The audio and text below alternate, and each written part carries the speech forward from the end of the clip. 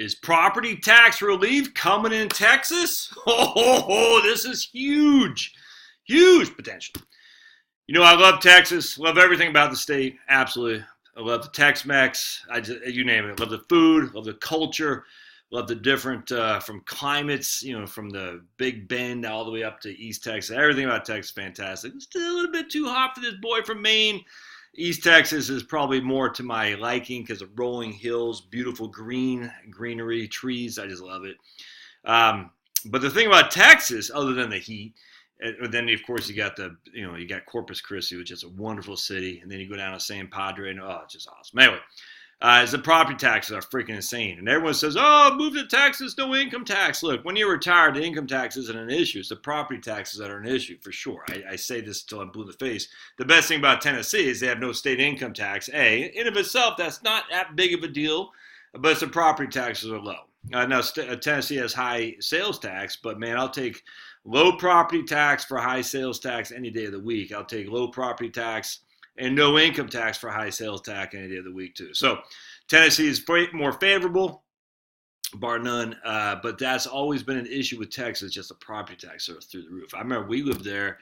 We had a $320,000 home in Bernie, which is right north of San Antonio, and we were paying $8,000 a year in property tax, and that was back in 2008 and 9. Oof. Nuts. All right, so let's look at this article from the Tax Foundation. Dateline, May 16th, 2019. Texas legislature abandons tax swap, advances property tax cap. Woo!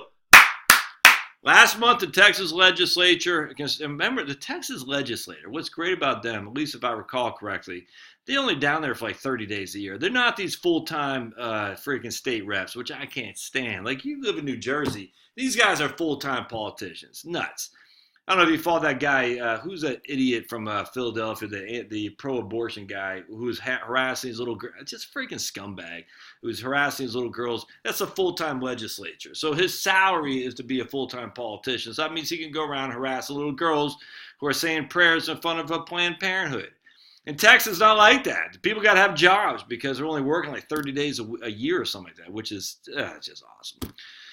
Anyway, just why Texas? You gotta love Texas, man. You gotta love it. And the fact they have hockey teams down there is great.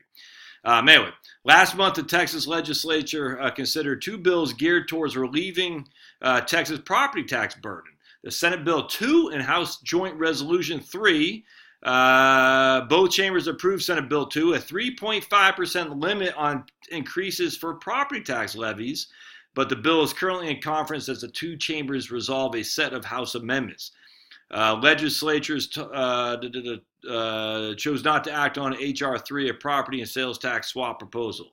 While this legislation was intended to address constituents' concerns about the property tax, state and local tax swaps are difficult to do well for a number of reasons. All right. As an enabling constitutional amendment without parallel legislation, let's see, we talk about HE. I don't care about HE3. I want to go back to property tax. All right. Let's see. Because Texas forgoes an individual income tax and relies more heavily on other sources of revenue, and local governments are comparatively more important than they are in many other states. See, another reason. Local governments are comparatively more important than they are in many other states. This yields property taxes that are higher than average, a frequent source of complaints in a generally low tax state, even if they are part of the reason other taxes are low. By sidelining this proposed constitutional amendment, Texas cleared the path for far more meaningful conversations about effective way to constrain the growth of property taxes in the future. I must have missed something here. I guess maybe I will go down.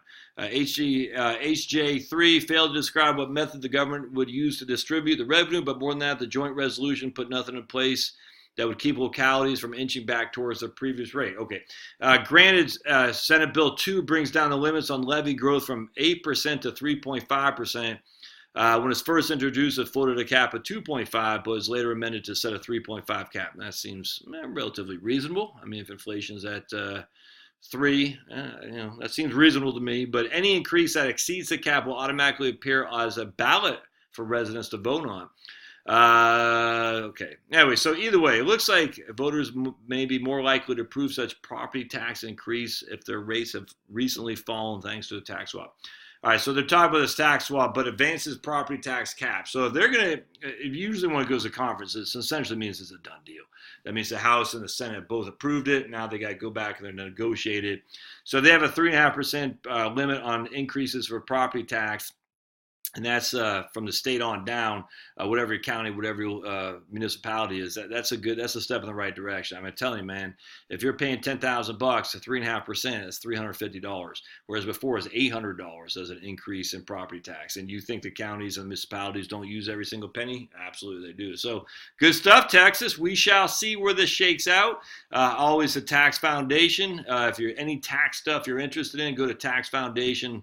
Just tons and tons of stuff. They do lean to the right in terms of more freedom, loosening of tax restrictions, in terms of reducing taxes is what their premise is. So people say that leans to the right. I say it leans towards freedom. You got the right and you got the left, whereas the freedom is up here. So the people on the left, they lean to the right because they're in favor of reducing taxes. No. Being far right is also in favor of taxes. Being far left is in favor of taxes. Being above in a 3D, this is two-dimensional, this is three-dimensional, is where taxes are lessened to allow for more freedom and prosperity. All right, we'll see you.